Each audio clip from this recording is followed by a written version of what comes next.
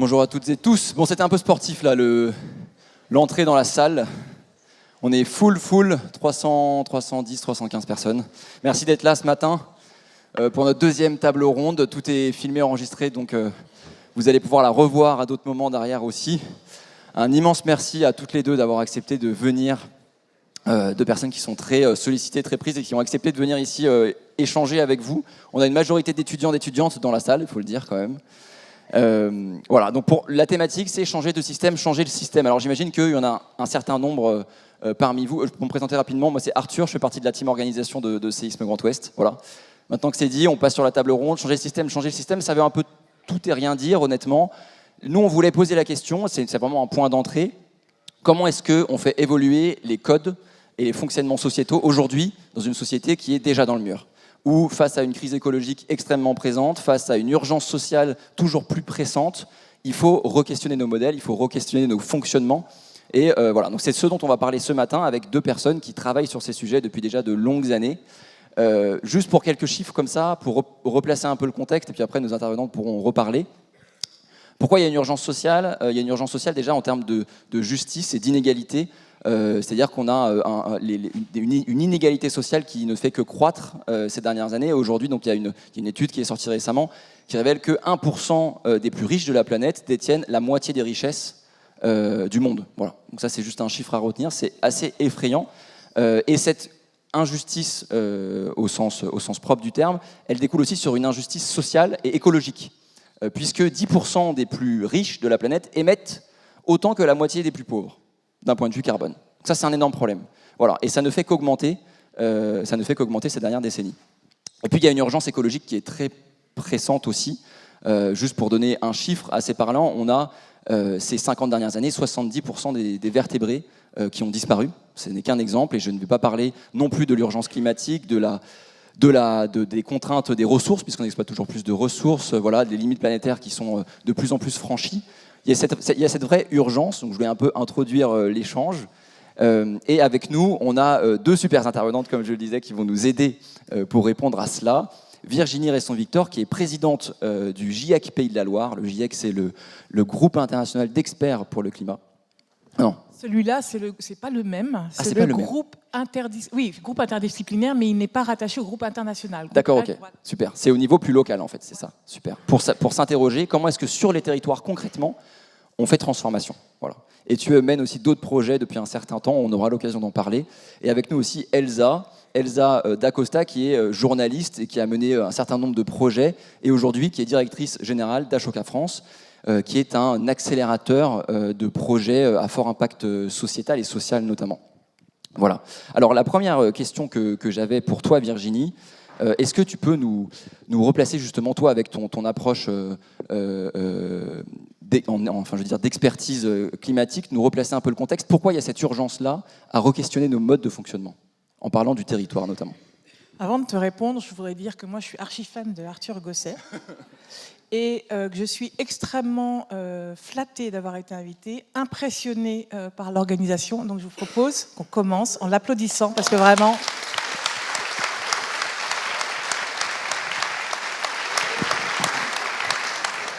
Et puis la deuxième chose, je te remercie de m'avoir invitée parce qu'en voyant ce parterre, et ça fait super plaisir d'être face à autant de jeunes, ça me fait mesurer ce que c'est que d'être une boumeuse, quoi. Voilà. Mais je suis très contente, justement. Non, mais c'est ça qui est vraiment sympa, c'est de sortir de ces clichés-là et de pouvoir échanger avec vous.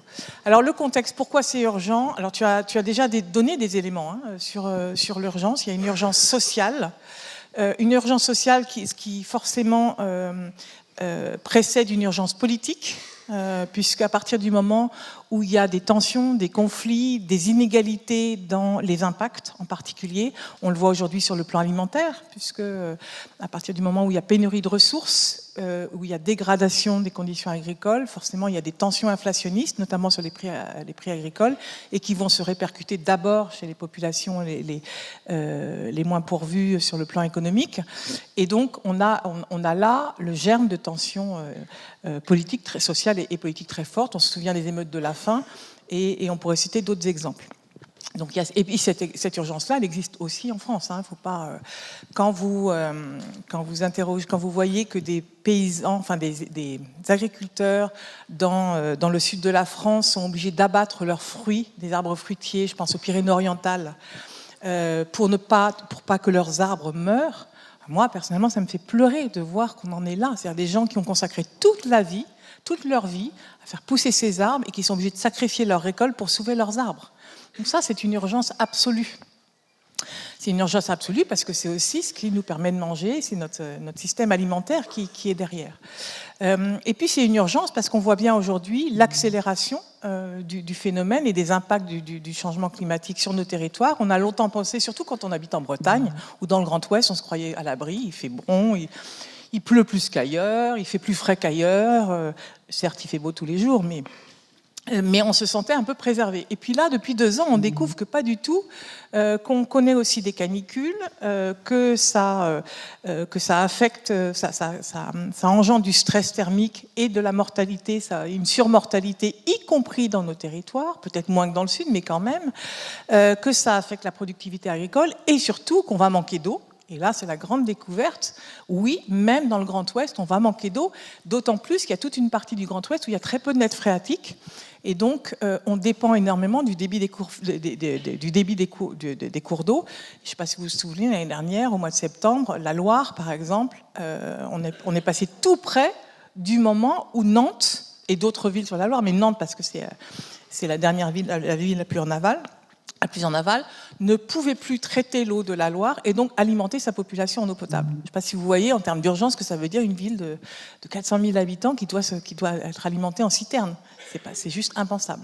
Les inondations, etc. Donc on voit en termes de sinistres aussi, de dégâts, le coût des sinistres augmente et ce coût-là, il faut bien le payer. Et in fine, surtout quand les assurances ne prennent plus le relais, ça va être la population, ça va être nous, et ça va être beaucoup de victimes. Donc voilà, l'urgence, elle est multiple, elle est politique, elle est sociale, et puis évidemment, elle est environnementale, puisque plus on attend pour corriger, enfin pour atténuer et s'adapter, plus évidemment les impacts vont être importants. Donc voilà, ça fait beaucoup de raisons en fait pour se bouger et le plus vite possible. Très bien. Et ben on va explorer ensemble les manières de faire avec notamment toi, Elsa. Alors tu as un parcours assez qui sort un peu du code, mais qui me parle beaucoup puisque il y a qui sort moins du code aujourd'hui, mais qui sortait du code il y a 20 ans, effectivement. Exactement. Donc tu es passé par le marketing digital, notamment dans des grands groupes, et puis ensuite il y a une espèce, peut-être une forme de rupture. Assez forte, bon ça me parle. J'ai réalisé un doc qui s'appelle Rupture, voilà, qui parle du changement de cap. Placement produit, ça s'appelle. Exactement, je place mes trucs. Je suis payé pour faire ça en fait. Donc, et tu t'es dirigé ensuite, donc là, notamment dans la réalisation de documentaires, tu t'es intéressé à l'engagement de cette nouvelle génération aussi, à travers différents formats, un livre, des documentaires. Et puis donc depuis février 2021, tu diriges cette association, si je ne me trompe pas, Ashoka France, notamment, et qui du coup, Ashoka France, tu vas nous l'expliquer mieux que moi, qui est un accélérateur de projets à fort impact sociétal. Pourquoi ce choix de rejoindre après une carrière en tant que journaliste, et que tu continues d'ailleurs aujourd'hui puisque tu as d'autres rôles en tant que journaliste dans des comités notamment, mais pourquoi ce choix-là de rejoindre Ashoka ? Alors, journaliste un jour, journaliste toujours, donc c'est pas vraiment un métier journaliste, c'est plutôt une passion et une envie d'observer le monde, de regarder, de transmettre ce qu'on voit. C'est pour ça aussi que parfois c'est mal transmis depuis quelques années, donc c'est intéressant qu'on renouvelle la génération aussi de journalistes. Pourquoi ce choix ? Parce que c'est un métier qui est, enfin le métier de documentariste en l'occurrence, c'est un métier qui est extrêmement compliqué, avec une dépendance énorme des diffuseurs. Et quand on porte des sujets qui sont des sujets de transition, des sujets avec des angles très différents, vous avez, pour ceux qui étaient présents sur la table ronde précédente, certainement découvert la puissance des récits, et ben on passe son temps en fait à quémander, à essayer de convaincre des diffuseurs, du service public, du privé, de dire que si le documentaire qu'on veut faire, qui raconte l'engagement des jeunes aujourd'hui hors Greta Thunberg, c'est quelque chose qu'il faut porter dans l'espace public, et c'est fatigant. Et comme je n'avais plus la réserve de mes 20 ans, puisqu'on parlait de boomer, je me suis dit il faut que je trouve un endroit en fait, où je vais potentialiser toutes ces compétences et toutes ces qualités que j'ai pu acquérir, et qui va me permettre justement d'avoir un engagement qui va être plus fort avec des gens avec lesquels je perdrai moins de temps et moins d'énergie à les mettre d'accord. Et il se trouve que Ashoka a rencontré ma route à ce moment-là. Ashoka, pour ceux j'imagine, qui connaît Ashoka ? Il faut faire dans ce sens-là. Voilà. Merci. beaucoup. Alors vous allez me dire si je vais bien expliquer ce qu'est Ashoka, si vous l'avez saisi. Donc Ashoka, c'est une organisation internationale qui existe depuis près de 40 ans et qui est présente dans 93 pays aujourd'hui et dont la mission est de transformer profondément la société avec des nouvelles façons d'être et d'agir, donc des nouvelles incarnations de ce que doit être la société de demain et de nouvelles façons d'agir, c'est-à-dire en maximisant tout ce qui est hybridation en fait des coopérations, l'empathie, le co-leadership, enfin vraiment tout ce dont on parle tous les jours aujourd'hui dans nos milieux. Attention, on est vraiment dans nos bulles à nous qui sont déjà convaincus. Et comment ça se matérialise? Par plusieurs moyens. Le premier, c'est d'identifier chaque année, en tout cas en France, 4 à 5 entrepreneurs sociaux. Est-ce que vous savez ce que c'est qu'un entrepreneur social? Qui sait ce que c'est qu'un entrepreneur social? Ceux qui connaissent Ashoka a priori. Un entrepreneur social, c'est un entrepreneur qui va s'attaquer à un problème de société et qui va souvent passer sa vie à faire en sorte de trouver une solution à ce problème de société. Donc notre boulot, en partie, c'est d'aller identifier 4 à 5 personnes en France qui travaillent à la résolution d'un problème de société. L'accès à l'éducation, le travail sur les inégalités, la protection de la planète, enfin, tous ces problèmes qu'on a égrenés tout à l'heure avec Virginie. Et ensuite, nous les accompagnons financièrement pendant 3 ans, sous forme de bourse. Mais ce qui est magique avec Ashoka, c'est que quand ils restent à la tête de leur structure, souvent des associations, aussi pour faire passer un nouveau mode de gouvernance alternative et pas un partage de richesses comme peut le faire une entreprise traditionnelle quand elle monte un actionnariat en réalité, eh bien, ils restent à vie au sein du réseau d'Ashoka et ils bénéficient d'un accompagnement structurant avec tout un tas de partenaires qui vont gracieusement leur mettre à dispo du mécénat de compétences, qui vont, par exemple, on travaille avec un grand cabinet d'avocats qui s'appelle Latam & Watkins et j'ai un entrepreneur social soutenu par Ashoka qui m'a dit si j'avais dû payer Latam & Watkins à chaque fois que je les ai sollicités, ça m'aurait coûté 300 000 €. Donc c'est pour vous dire la puissance du réseau et je fais l'économie de vous parler aussi du maillage international qu'on peut offrir pour avancer et maximiser l'impact de ces entrepreneurs sociaux-là. Ça, c'est une première partie. Deuxième partie, c'est qu'on a un souci très particulier de contribuer à faire émerger une génération actrice de changement. Donc le sujet de la jeunesse, le sujet des jeunesses, pour nous, il est fondamental également. Alors tout le monde n'a pas vocation à être entrepreneur social et tant mieux. En revanche, il y a une statistique qui à chaque fois nous effraie. 66% des jeunes qui rentrent à l'école primaire aujourd'hui, c'est le Forum économique de Davos de 2018, je pense que ça a même dû augmenter depuis, vont exercer un métier qui n'existe pas encore. Donc à quoi on forme les jeunes aujourd'hui? Moi j'ai 3 enfants, je me suis vraiment posé la question sur cette partie-là. Donc il faut les former à s'adapter, en fait, à être constamment en mouvance avec ce monde qui est dans sa grande complexité, qui revêt énormément d'aspects, alors que si on est trop siloté dans sa fonction, on va certainement perdre une partie de la population, et souvent, ce sont les mêmes, les fameuses inégalités sociales dont tu brossais le tableau en préambule. Donc on a cette vocation à faire passer ces messages clés pour transformer aussi notre système éducatif. Et je suis très heureuse de voir que les cours d'empathie vont débarquer dans le système scolaire. Je pense qu'ils devraient débarquer partout, pas uniquement que dans le système scolaire, mais aussi dans les entreprises.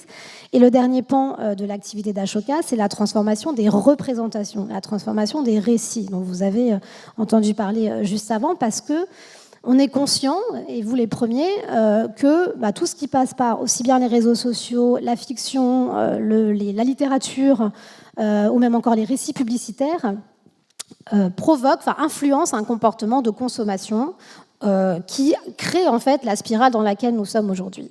Et finalement, alors j'espère que je ne vais pas en choquer dans la salle, en tout cas dites-le et puis on en discutera tout à l'heure pour les questions-réponses.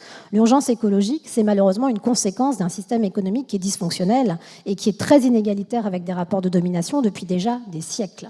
Et en fait, c'est ça. Sauf qu'on n'a jamais observé ça de cette manière-là. Là, il se trouve que c'est une polycrise qui arrive, c'est ce dont parlait Virginie juste avant, et que la question des récits, elle devient un élément fondamental aussi aujourd'hui. Donc on l'aborde avec ces rapprochements qu'on peut avoir avec les médias, mais je crois qu'on en parlera un peu plus tard. Super. Ouais. Est-ce que vous avez compris ce que c'était qu'Ashoka? Voilà. Qui connaît Ashoka maintenant? Ah voilà, c'est merveilleux.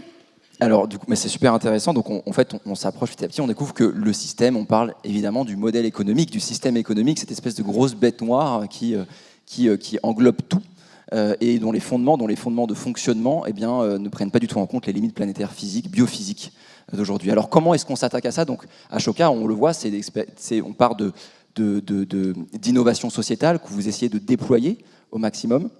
La question qu'on peut se poser, c'est et finalement, quid des structures existantes?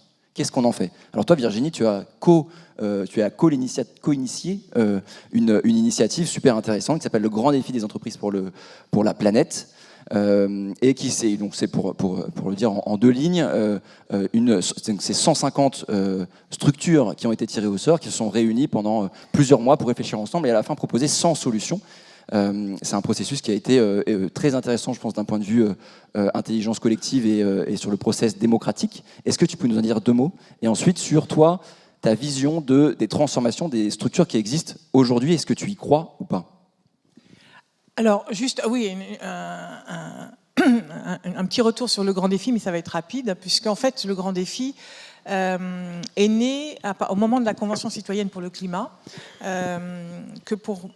selon moi, est un processus extrêmement intéressant parce qu'il est une manière d'adapter notre système démographique aux problématiques complexes comme celle de l'environnement. C'est complexe parce que ça touche à la fois l'économie, la santé, les infrastructures, le social, etc. Et puis c'est complexe parce que c'est systémique, c'est-à-dire que le problème climatique, c'est pas un problème français, c'est un problème global. Mais il n'empêche qu'il faut quand même agir à notre échelle. Et face à ça, notre système démocratique tel que nous pratiquons est un peu mis en difficulté. Notamment parce qu'un élu, s'il veut se faire réélire, il faut qu'il prouve en 3, 4, 5 ans, selon la durée de son mandat, qu'il a eu raison de proposer ce qu'il a proposé. En termes d'environnement, autant vous dire que c'est impossible, parce qu'on est sur des échéances de long terme. Comme on est sur une échéance globale, c'est pas parce qu'on évite du CO2 en France qu'on va avoir l'impact et que ça va ralentir le changement climatique nécessairement à l'échelle globale. Donc là aussi, il y a un problème d'échelle, problème d'échelle de temps, problème d'échelle géographique. Et donc, face à ce type de problématique, eh bien, l'élu, il est en grande difficulté parce qu'il va demander de modifier des choses qui touchent souvent au comportement ou à l'économie, alors qu'il ne peut pas garantir le résultat. Et donc, c'est là où, moi, je trouve que la Convention citoyenne ou d'autres, ce qu'on appelle les conférences de consensus, sont intéressantes parce qu'elles, finalement, elles soulagent l'élu. Elles disent, nous, citoyens, on va se réunir, on va se mettre d'accord sur ce qu'il faut engager. Et on va réunir pour ça des parties prenantes qui ont des intérêts divergents, comme ça on est sûr de trouver le plus petit dénominateur commun, c'est-à-dire la base sur laquelle tout le monde peut s'accorder. À partir de là, on va proposer des solutions, et l'élu, il n'a plus qu'à porter ces solutions, et il va s'emparer de tel ou tel, mais finalement ça le soulage d'aborder cette complexité qui est vraiment, et qui nécessite beaucoup de formation en général, et d'avoir à dire des choses très désagréables, qui imposent, enfin d'avoir à assumer de porter la proposition. Là, il peut se reporter sur c'est une décision citoyenne prise en intelligence collective. Vous votez pour, vous votez contre, mais en tout cas, il peut s'appuyer là-dessus. Et donc, de ce point de vue-là, moi, je trouve ça extrêmement intéressant. Et puis, extrêmement intéressant parce qu'il y a une demande de participation de la plupart des citoyens aujourd'hui, d'être acteurs. Ça permet d'y répondre. Et enfin, ça permet de tenir compte grâce à l'intelligence collective, on a une intelligence, c'est pas une somme, c'est une multiplication. Donc, tout ça est très vertueux. Maintenant, tel que la Convention citoyenne était présentée, le problème, c'est de s'être engagé dès le départ à dire, enfin, d'avoir osé dire je prendrai tout sans phare, et en fait de laisser la place après au lobby au moment de la conversion des résultats en proposition de loi. Et c'est là où, dans le processus on est revenu au processus classique où les lobbies ont fait leur travail, et finalement, on n'a pas été jusqu'au bout du principe même de cette Convention citoyenne. Et c'est dommage. Et à partir de là, donc, voyant ce qui se passait à la fin de la Convention citoyenne et voyant en particulier un certain nombre de lobbies économiques qui allaient vouloir détricoter évidemment les propositions de la Convention citoyenne, je me dis mais en fait cette Convention citoyenne, il faut associer les entreprises parce que c'est elles l'économie aujourd'hui. Et donc si il n'y avait que les citoyens dans la Convention citoyenne, si on n'associe pas les entreprises au processus, elles vont se sentir visées et donc le grand défi, c'est en fait une espèce de réplique de la Convention citoyenne, mais où on a adapté les choses, c'est-à-dire qu'on a mis les parties prenantes en amont, donc on s'est associé avec des collectivités comme la ville de Nantes ou l'Occitanie et d'autres, la ville de Grenoble, etc., des associations de dirigeants, des associations de consommateurs, des associations de jeunes, et on a commencé par réfléchir à la problématique et sonder la problématique. Et ensuite, on a tiré au sort une centaine d'entreprises qui étaient représentées soit par un dirigeant, soit par un actionnaire, soit par un salarié, là encore pour avoir la pluralité du débat. 6 fois 2 jours de formation, de débat, d'intelligence collective, etc. Et au final, effectivement, une centaine de propositions qui ont été présentées devant le CESE. Donc, elles n'ont aucun caractère contraignant, puisque c'est une initiative, j'allais dire privée, enfin c'est de la société civile. Mais c'était une manière de démontrer que ça fonctionne, et ça fonctionne. Voilà, et de ce point de vue-là, c'est vraiment intéressant. Et ce qui est très intéressant, en même temps, c'est de voir que rapidement, on est arrivé sur des solutions où les entreprises sont bloquées par le système global. Et donc, c'est là où on revient à la nécessité, de toute façon, de changer au-delà des entreprises. C'est essentiel, mais elles ne peuvent s'emparer d'une partie du changement que si le changement est accompagné par ailleurs, en aval par les consommateurs et en amont par le politique. Et c'est là où je voudrais revenir au diagnostic du système, le changement de système. Et pardonnez-moi, je reviens un tout petit peu. J'ai une formation d'historienne avant une formation de géopolitique, et j'aime bien repartir dans l'histoire. Et dans l'histoire, on découvre plusieurs choses. La première, c'est qu'il y a les sociétés, les civilisations, elles ont été dominées d'abord par le militaire, après par le fait religieux, et puis ça fait à peu près 2 siècles que c'est l'économie qui dirige nos sociétés. C'est-à-dire que le projet de société, finalement, l'essence du projet de société est avant tout économique. L'économie, au départ, c'était quoi? C'est un outil. C'est pas une fin en soi. L'économie, c'est un outil pour organiser une société en fonction d'un projet politique. C'est vraiment son rôle, c'est de trouver le meilleur moyen pour donner forme à un projet politique de la manière la plus équitable, la plus équilibrée possible, etc. et de répondre aux aspirations et aux besoins de tous les citoyens. Le problème, c'est qu'à un moment donné, l'économie, elle fonctionne pour elle-même. Et c'est un peu cette bascule qu'on a vécue depuis une 50aine d'années, en gros. Parce qu'on est arrivé sur un système économique, avec un modèle de croissance qui est très simple à comprendre, qui consiste à convertir toute hausse de revenus en consommation supplémentaire, donc en production supplémentaire, donc en emploi supplémentaire, donc en revenus supplémentaires, etc. Et c'est très vertueux. 1,5 milliard de personnes qui sont sorties de la pauvreté en 30 ans. Extraordinaire. Qui ont eu accès à l'école, à la santé, etc. C'est très positif. Le seul problème, c'est que cette équation, qui est une équation théorique et qui est une équation économique, elle avait juste oublié un petit biais. On reprend l'équation, toute augmentation des revenus est converti en consommation supplémentaire, donc en production supplémentaire, donc en extraction supplémentaire et en émission de déchets supplémentaires.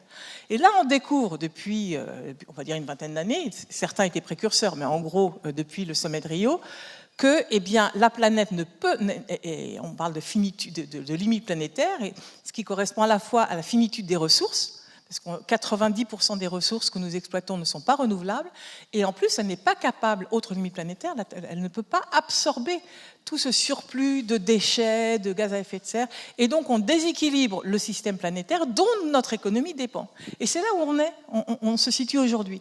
Et donc on voit bien qu'on a une décision à prendre. Et alors, pour finir sur la décision, revenons à notre modèle économique. Notre modèle économique, dans nos sociétés où nous sommes repus, ça ne veut pas dire qu'il n'y a pas des inégalités, qu'il y a beaucoup trop de pauvreté, etc. Mais globalement, en Europe, dans les pays occidentaux, on mange à sa faim, on s'habille, on est logé, etc. Une fois de plus, je ne minore pas du tout la crise sociale qui tend à augmenter. Mais on a une société où nos besoins sont satisfaits. On est nourri, on est logé, on a accès à la santé, à l'éducation. À partir de là, pour continuer à alimenter ce système dont je parlais tout à l'heure, eh bien, il faut alimenter les désirs, parce que les besoins sont satisfaits. Les seuls moyens de continuer à produire et produire des revenus, etc., c'est d'augmenter les désirs, de fabriquer les besoins, ce qu'on appelle les désirs. C'est le rôle du marketing, c'est le rôle de la pub. Et nous, consommateurs, eh bien, attirés par l'iPhone 15, attirés par tout ce qu'on nous propose, pour reprendre la chanson, les choses qu'on nous propose, pour reprendre cette merveilleuse chanson de Souchon, eh bien, on marche dans le système. Et on alimente de cette manière-là ce système avec toute sa schizophrénie, quoi. Et donc, je pense que si on ne revient pas à un modèle de société qui s'appuie sur un projet politique et on ne remet pas l'économie au service du récit et du projet politique, on ne pourra pas s'en sortir. Donc je pense que de ce point de vue-là, les entreprises ont un rôle à jouer, mais nous, citoyens et nous, consommateurs, on a un rôle absolument fondamental pour inverser cette proposition. Merci beaucoup, c'est super passionnant. On comprend un peu mieux les enjeux. J'ai envie de changer un peu Maintenant qu'on a posé j'en perds mon stylo. Maintenant qu'on a posé les bases et qu'on comprend qu'il y a toutes ces problématiques-là, moi j'ai envie de poser une question. Là, vous êtes à la place de ces étudiants dans la salle. Vous avez 20 ans aujourd'hui. Vous faites quoi, Elsa? Tu fais quoi si tu as 20 ans aujourd'hui? Comment tu t'engages en fait pour s'attaquer à ce système-là, sachant qu'on ne peut pas tout changer? C'est énorme, c'est une bête noire, et de se dire je vais être le petit grain de sable qui va faire changer la machine, je pense que c'est complètement, c'est mon avis très personnel, mais comment est-ce que d'un point de vue assez personnel, vous vous y prenez? Je vais revenir quand même sur un point essentiel, rapidement, de ce que disait Virginie. On parlait de l'économie. En fait, c'est pas l'économie, c'est l'argent. Parce que l'économie, quand on prend l'étymologie du mot économie, c'est la gestion de la maison. Donc on peut discourir sur la manière dont on devrait gérer notre maison en réalité. C'est juste qu'on a sacralisé l'argent à un moment donné et on a eu cette bulle financière depuis les années fin 80, début 90 qui a créé en fait une valeur alors que ça devait être un outil. Donc c'est important. Et pour revenir aussi sur cette propension folle que nous avons à avoir besoin de désir pour se sentir bien, cette espèce de petite musique d'ascenseur qu'on nous raconte depuis des années, c'est aussi malheureusement lié au fonctionnement cérébral de l'être humain. Donc il faut aussi revenir aux fondamentaux, à l'organe de la récompense, donc dans une partie du cerveau en fait qui fonctionne comme ça, qui fait que c'est auto-alimenté et ce n'est jamais à satiété en réalité. Donc c'est ça qu'il faut vraiment transformer. Et il n'y a rien de pire que de dire à quelqu'un qui veut changer qu'il faut qu'il change en fait. Ça, c'est Paul Watzlawick de l'école de Palo Alto qui explique que si on veut vraiment changer la société, il ne faut jamais parler de changement, en fait. C'est pour ça que c'était intéressant de poser ta problématique, changer deux systèmes ou changer le système. En fait, ma conviction, c'est qu'il faut changer le système. Parce que changer deux systèmes, de toute façon, à mon sens, ça me paraît complètement impossible. Et on n'a été qu'une somme d'évolution depuis très longtemps. Il faut relire Lévi-Strauss aussi, Triste Tropique, pour comprendre comment les sociétés aussi se mettent en place. Et c'est à partir du moment où elles sont massifiées qu'elles deviennent des archipélisations comme ce qu'on est en train de ressentir aujourd'hui. Donc tout ça, ça date pas d'hier en fait. Hein. C'est une constante évolution de le prendre en compte. Alors, si j'avais 20 ans aujourd'hui, mais j'ai 20 ans aujourd'hui en fait, Arthur. C'est vrai, Elsa. Voilà. Je ferais exactement la même chose que ce que j'ai fait. Donc je pense que je ne suis pas du tout un bon exemple pour vous, pardonnez-moi. C'est-à-dire que moi, j'ai très tôt été révoltée par l'injustice. Alors c'est plus profond, hein, c'est une histoire familiale, c'est très ancré. Donc j'ai toujours voulu m'engager. Mon père est immigré portugais, ma mère est bretonne, donc je suis un peu chez moi aussi ici. Donc voilà, Mur de Bretagne, hein, je ne sais pas s'il y a des gens de Mur de Bretagne ici. Mais voilà, et donc j'ai toujours vécu cette espèce d'incompréhension en fait à une différence d'acceptation de l'altérité en fait. Donc ça part de là. Donc c'est pour ça que très vite j'ai voulu être journaliste parce que je voulais raconter une nouvelle façon de percevoir le monde ou en tout cas de dénoncer certaines inégalités. J'avais été très frappée.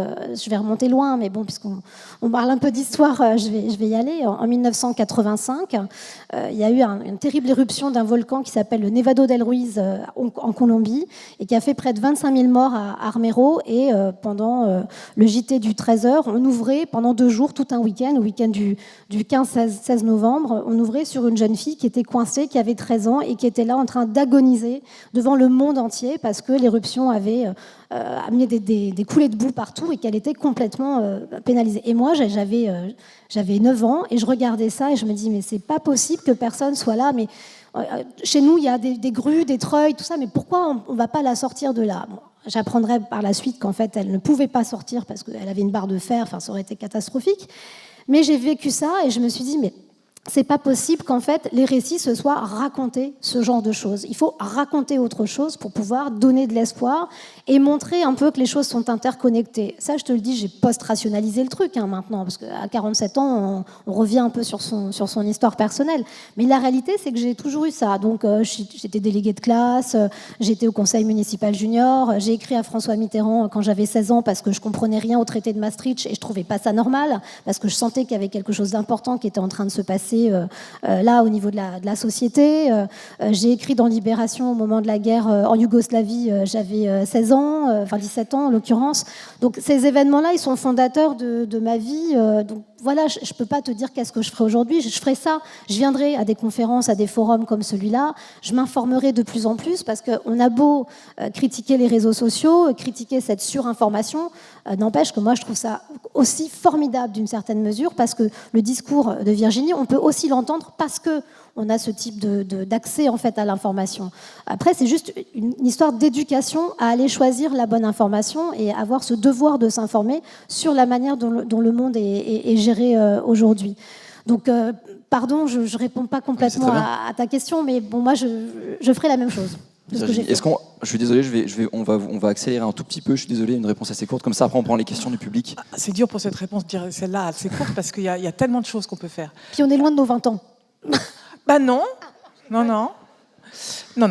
Alors, j'étais en train de penser à faire une petite shopping list comme ça. Le premier élément, c'est déjà ne pas se décourager.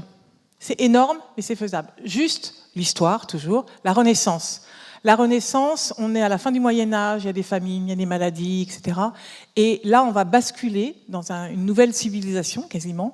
Et ça repose sur quoi? Ça repose sur une minorité d'érudits, de sachants et d'artistes qui donne une autre vision de la place de l'homme dans l'environnement. On était dans un environnement où le sacré, je disais, l'ordre religieux était central, et tout d'un coup, il re-responsabilise l'homme dans cette nouvelle vision, ce qu'on appelle la vision humaniste, et l'homme est libre de ses choix, et donc il faut lui redonner la main, finalement, et ça, c'est la vision des humanistes, et que ça va se passer par l'art, ça va passer par des récits, etc., par la redécouverte des textes anciens, et des philosophes antiques. Et pour le faire, il s'appuie sur une technologie, parce qu'au même moment, il y a une innovation technologique, c'est l'imprimerie. Aujourd'hui, nous, on a un Internet, donc on peut faire très bien un parallèle et se dire, donc c'est les réseaux, c'est l'information, c'est la table ronde d'avance. Donc ça, c'est très important, de ne pas se décourager et de se dire que c'est pas parce qu'on est moins nombreux qu'on ne peut pas être puissant. La deuxième chose, toujours dans le même sens, il faut aller voter. Je vous explique pourquoi je suis en train de faire un travail où je viens de revoir une dizaine d'enquêtes qui ont été menées auprès des Français. Et on voit que la sensibilité écologique, ça y est, c'est gagné, c'est acquis. Malheureusement, l'anxiété est là aussi. Et ça, quel que soit l'âge, l'origine sociale, etc. En revanche, ce qui est très intéressant, c'est que les plus réfractaires au changement, ça me fait peine de le dire, mais c'est les plus âgés, c'est les retraités et c'est les gens qui travaillent. Et ceux qui sont le plus à même et qui sont le plus volontaires pour changer, c'est les moins de 35 ans. Donc, une grande partie, c'est cette salle. Est-ce qu'ils le font? Pas forcément. Et l'autre inquiétude, c'est que ceux qui votent, c'est ceux qui sont réfractaires au changement. Et ceux qui votent le moins, c'est ceux précisément qui sont les plus, qui ont envie de s'engager.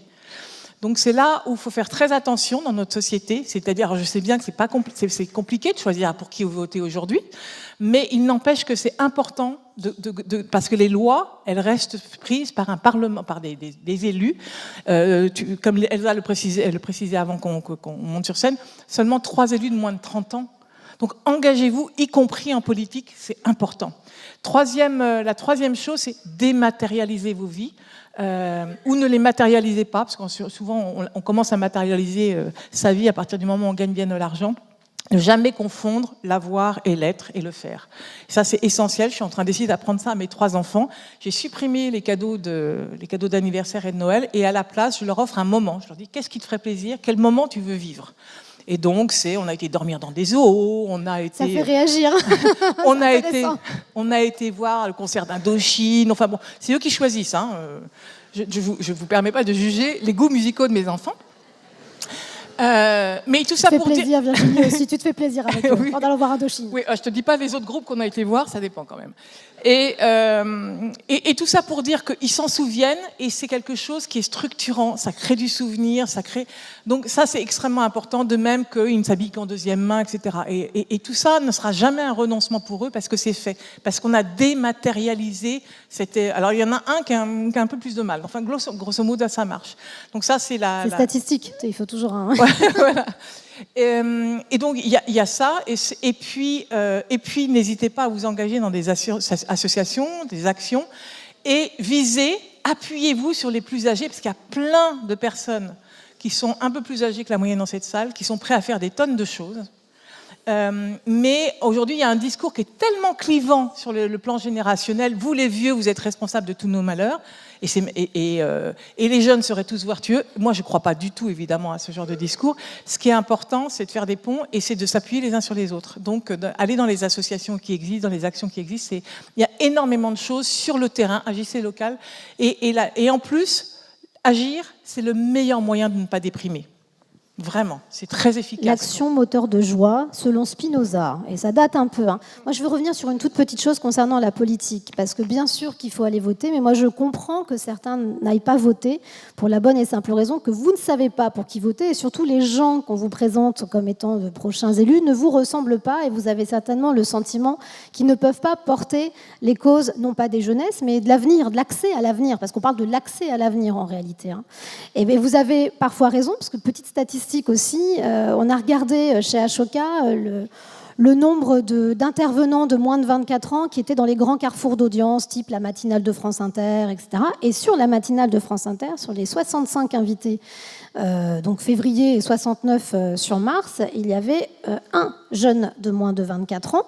Et après, donc ça c'est une question de représentativité des jeunesses, et ensuite c'est la représentation. Pourquoi les jeunes sont interrogés quand ils vont dans les grands carrefours d'audience qui sont souvent suivis par des plus de 65 ans, parce que la moyenne radio-télé c'est 65 ans, l'audience, faut le savoir, sur ces grands carrefours-là. Ils viennent systématiquement pour des récits d'infantilisation, de peur, d'angoisse, de protection. Et c'est extrêmement intéressant de voir à quel point il y a une dichotomie des besoins, des attentes sur la thématique de la jeunesse. Suivant les endroits où vous avez une interconnexion entre les jeunesses et les moins jeunes, typiquement dans la famille, à l'école, etc. Dans la famille, les jeunes veulent plutôt une guidance, alors que les parents vont être sur un instinct de protection. Donc, on est vraiment en train de calfeutrer ses enfants. Quand on est à l'école, en fait, on va vouloir être dans le savoir-faire avec les autres quand on va être dans l'acquisition de connaissances qui vient des profs. Donc, encore une fois, un rapport de domination très, très précis et une infantilisation. Quand vous êtes dans les entreprises, on vous parle de carrière, alors que vous avez plutôt envie d'être dans un parcours et puis dans une émancipation aussi par rapport à vos études ou autres, en tout cas d'être dans une recherche de sens, parce que c'est ce qui prime aujourd'hui quand on regarde vos destins. Quand vous allez dans la société, enfin en tout cas dans la sphère politique, on vous assigne à votre identité de jeune, alors que vous avez plutôt envie de contribuer. Et quand vous êtes dans la société, on vous raconte un récit d'infantilisation quand vous souhaitez un récit d'émancipation. Donc on voit qu'au fur et à mesure où les jeunes grandissent, entre guillemets, et pénètrent dans la sphère de la société, il y a une dichotomie majeure des attentes. Donc ça veut dire quoi ? Ça veut dire que nous, notre génération, on a un rôle pionnier, parce qu'on parle de ça, de faire en sorte de transformer les mentalités de nos pères, enfin PAIR, et parfois PER aussi, mais PAIR d'abord, pour faire justement en sorte que les jeunesses, elles soient mieux représentées dans ces sphères-là, parce que c'est comme ça que ça va bouger, que ça bougera au niveau politique et que ça vous donnera aussi envie, vous, d'aller voter. Un dernier chiffre, 71-75% d'abstention sur les 18-25 ans aux dernières régionales, je crois que c'était 42% sur la deuxième tour de la présidentielle, et pour autant, il y a 75% des jeunes de 16-25 ans qui sont engagés dans les associations. Donc je ne supporte pas qu'on dise que les jeunesses ne sont pas citoyennes. Non, c'est juste que le curseur de la citoyenneté, il s'est déplacé parce qu'il va vers plus d'engagement. Et votre présence ce matin, elle en témoigne encore une fois. Donc ça veut dire qu'il faut reconnecter, mais pour reconnecter, il faut des représentations qui soient à l'image de votre engagement civil en réalité. Et nous, notre job, et moi je me sens en responsabilité vis-à-vis de ça, tu vois, tu me demandais qu'est-ce que je ferais à mes 20 ans, mais je sais ce que je vais faire sur les 20 prochaines années surtout. C'est ça qui est important. Parce que mon rôle, c'est de faire en sorte que vous puissiez justement avoir accès à ces organes de pouvoir et de décision, parce que ça ne sert à rien de former les jeunes aux enjeux de la société, aux limites planétaires, etc., si à un moment donné, vous n'êtes pas en pouvoir d'infléchir les décisions qui sont faites. Donc c'est plutôt à la société de former aux enjeux de la jeunesse, je crois, pour demain. Merci beaucoup.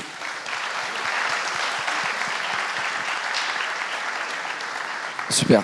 Je vous propose qu'on fasse un petit temps de questions-réponses. On a un peu moins de 10 minutes, même moins que 10 minutes, 7-8 minutes. Est-ce que des personnes souhaitent prendre la parole pour poser une question, pour faire un témoignage ? On a un monsieur juste devant.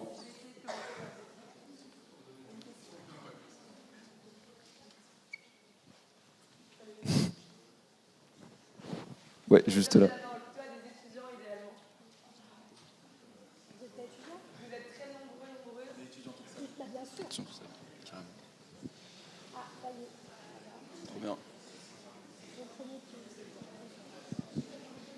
Vous avez parlé tout à l'heure de la Convention citoyenne pour le climat.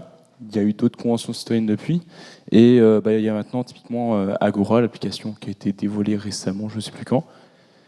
Qu'est-ce que vous pensez du décalage entre ce qui est proposé en façade par le gouvernement et par les autres institutions et ce qui est réalisé derrière. Comment est-ce qu'on avance avec ça?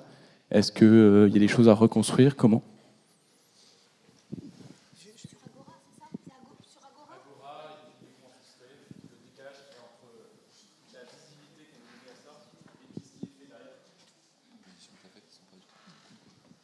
C'est ce que je disais tout à l'heure sur la Convention citoyenne. Je pense que pour l'instant, ce qui est dommage, c'est de ne pas institutionnaliser davantage ce type de processus. Ça a été anecdotique, la Convention citoyenne, en réalité. Il y a eu un énorme affichage et qui répondait, enfin c'était une réponse, vous savez, aux Gilets jaunes, au mouvement des Gilets jaunes derrière, donc c'était une manière de répondre politiquement, mais la façon dont ça a été organisé fait que c'était voué, enfin forcément, à partir du moment, même s'il y a eu cette déclaration, je reprendrai toutes les propositions sans, bon, on sait très bien la suite, à partir du moment où là, c'était transformé, le projet de loi a été transformé par des gens qui n'étaient pas ceux de la Convention citoyenne et que donc ça, on repartait dans le système de consultation des lobbies, c'était, enfin, forcément, ça allait être dégradé. C'est inévitable. Et c'est là où il faut peut-être repenser cette expérience, idéalement. Alors, ce n'est pas la volonté politique actuellement, mais il y a eu une autre convention citoyenne, je parle au niveau de l'État, là, récemment, par exemple, sur la fin de vie. Et je trouve que le CESE, le Conseil économique, social et environnemental, ça pourrait être sa vocation. Cette troisième chambre dont on ne parle pas, elle est vraiment intéressante parce que dans cette troisième chambre, justement, vous avez toutes les parties prenantes de la société, les organismes intermédiaires, et donc il faudrait repenser les associations, les syndicats, etc. Peut-être qu'il faut même repenser un tout petit peu sa composition, la mettre à jour par rapport aux évolutions de la société, mais il n'empêche que c'est extrêmement intéressant sur le fond et que ça pourrait très bien être la chambre plus largement des conventions citoyennes en associant des citoyens tirés au sort. Mais ça voudrait dire qu'il faut repenser un petit peu la Constitution et le fonctionnement politique. Il y aurait une piste, et là, pour le coup, on aurait plus de chances de rapprocher, finalement, parce qu'on reconnaîtrait politiquement le rôle des citoyens dans cette histoire, sans passer dans la démocratie directe, parce que ça, pour le coup, c'est extrêmement dangereux, surtout dans une période où l'extrême droite progresse. Moi, je suis très, très méfiante de ce type de proposition que je pense très populiste. Gouverner par référendum, c'est très dangereux. En revanche, associer davantage donc l'intelligence collective des citoyens au processus de décision et d'appropriation des problématiques, là, c'est vraiment intéressant. Maintenant, je ne suis pas sûre du tout qu'il y ait la volonté politique pour ça. Et c'est surtout, c'est là où...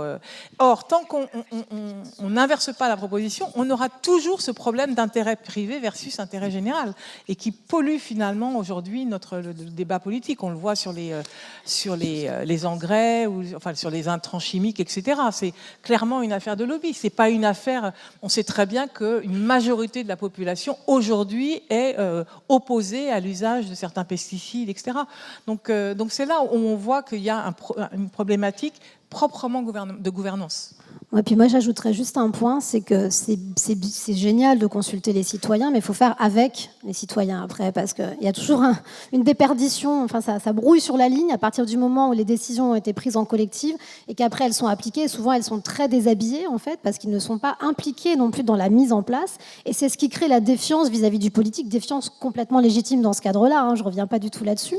Donc c'est pas le tout de consulter, mais il y a également faire avec. Ça c'est fondamental aussi pour l'avenir à mon sens. La dernière chose, c'est qu'il y a plein de choses qui peuvent être faites malgré tout à l'échelle locale. Donc on peut aussi ne pas tout attendre du Parlement, de l'État, du gouvernement. On peut aussi voir à l'échelle locale tout ce qui est possible de faire. Et ça, c'est vraiment une piste, à mon avis, c'est la plus porteuse aujourd'hui de transformation. Et en Bretagne. Et en Bretagne. Une petite question. Qu'est-ce que vous pensez des mouvements de manifestants pour le climat et contre la domination économique ? Tu veux y aller ? Je pense que c'est bien. C'est une bonne réponse, ça, courte. Un peu à la Miss France, c'est pas mal. Non, je trouve que déjà, c'est formidable qu'on ait le droit de manifester et de faire des mouvements contre ces décisions avec lesquelles on n'est absolument pas d'accord. C'était et de la domination économique aussi. Il y avait les deux, climat et domination économique. La seule chose qui me pique un peu, c'est la hiérarchisation entre l'urgence sociale et l'urgence environnementale. Moi, c'est la seule chose qui m'effraie parce que je m'aperçois en signal faible, je vous le dis parce qu'aujourd'hui je suis actrice de l'innovation sociale, en signal faible, ça rend désirable parce qu'on a envie de s'impliquer des métiers qui sont liés à la transition écologique et ça déshabille les envies et les désirs des jeunes d'embrasser des carrières qui sont sur l'innovation sociale. Donc notre travail, ça va être constamment, et je vous remercie de l'avoir fait tous les deux aussi dès le début en fait, constamment de lier ces deux enjeux-là. Donc pour moi, c'est pas les manifestations climat d'un côté, les manifestations domination économique, puisque la problématique du climat n'est que l'héritage d'un système économique qui est dysfonctionnel. Et tant qu'on n'a pas réinventé notre rapport à l'autre, on ne réinvestira pas, notre rapport au vivant, le vivant comprenant évidemment la nature, la biodiversité. Voilà. Alors on a juste un tout petit, c'est pas un mais, c'est un et. Une petite difficulté malgré tout, c'est-à-dire que pour embarquer un maximum de gens sur la nécessité de changer nos modes de vie, nos modes de production, il ne faut pas leur annoncer le changement, il ne faut pas aller frontalement. Enfin, c'est important, il faut toujours des gens devant qui sont en opposition frontale. Mais derrière, il faut accompagner, il faut emmener les gens. Et si vous allez voir des chefs d'entreprise, comme je vais en rencontrer 2000 demain, si vous leur dites directement « à bas le capitalisme », j'ai aucune chance d'être écouté et de les embarquer dans la transition. Et ça, c'est une vraie difficulté. C'est-à-dire qu'on sait très bien que les modèles économiques et le modèle environnement, enfin la dégradation écologique est fortement liée à notre modèle économique, pour ne pas dire quasiment exclusivement, pas tout à fait, mais quand même pour l'essentiel. Et en même temps, on ne peut pas non plus, parce que c'est une manière d'accuser d'abord, et quelqu'un qui est accusé va se mettre en position défensive et non pas en force de proposition. Et ensuite, il va remettre la responsabilité soit sur le gouvernement, soit sur les consommateurs. À chaque fois, c'est ce qui se passe. Donc il faut être très tactique sur le plan de la communication et très habile pour embarquer les gens plutôt que leur taper dessus en permanence, les culpabiliser. La culpabilisation, ça ne fonctionne pas. Ça ne veut pas dire qu'il faut aussi, et c'est très important, qu'il y ait toujours des gens qui soient en amont et qui crient plus fort que les autres parce que ça bouge aussi. Donc il y a un rôle pour tous et il y a un moment pour les manifestations, il y a un moment pour les conventions citoyennes, il y a un moment pour tout et c'est l'ensemble qui permettra de faire évoluer les choses. Moi, j'ai une dernière mini question qui demande une réponse très courte. Tout faire.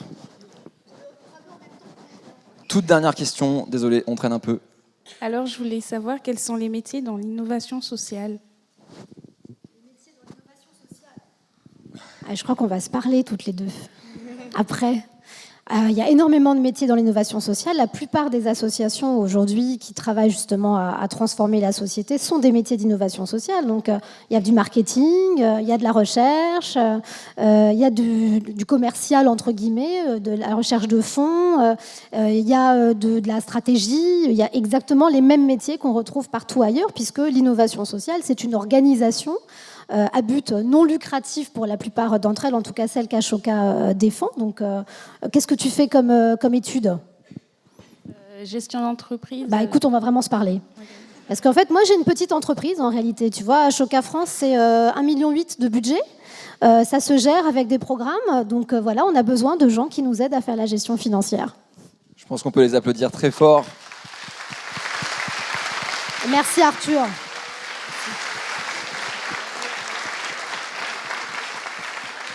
Et donc, pour finir sur cette super table ronde, là, vous avez eu une approche très experte, avec beaucoup de données. Peut-être que vous n'avez pas tout saisi, on volait haut, mais c'était passionnant. Je vous invite fortement à aller faire un tour au Village des Solutions. En fait, si vous voulez passer directement à l'action, il faut s'inspirer de ce qui se passe et justement s'inspirer de toutes ces innovations sociétales, sociales et toutes ces personnes qui agissent pour le changement. Et on a une centaine d'exposants qui sont présents à la Halle Martenot, qui sont super inspirants, des assos, des coopératives, des entreprises, des services publics qui font des choses. Ça va vous donner beaucoup d'énergie. Merci beaucoup d'être là et puis on se retrouve très bientôt.